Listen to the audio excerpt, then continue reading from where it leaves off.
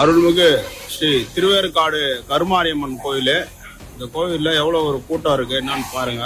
அதுலேயே வந்து பார்த்தீங்கன்னா சுத்திகரிக்கப்பட்ட குடிநீர்னு போர்டு இருக்கு. சரியா, சுத்திகரிக்கப்பட்ட குடிநீர். அதுல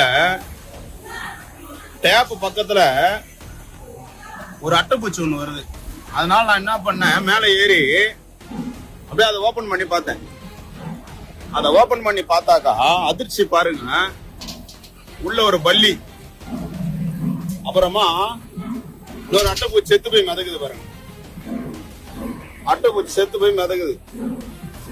சரியா, உள்ள இன்னொரு அட்டைப்பூச்சி ஒன்று செத்து போய் மிதக்குது பாருங்க. பல்லி வேற உள்ள இருக்குது. இது சுத்தம் ஒரு அட்டைப்பூச்சி. மொத்தம் 3 அட்டைப்பூச்சி இருக்குது உள்ள. மட்டும் உள்ள எல்லாம் துருப்பூச்சி போயிருக்குது. 4 அட்டைப்பூச்சி இருக்குது.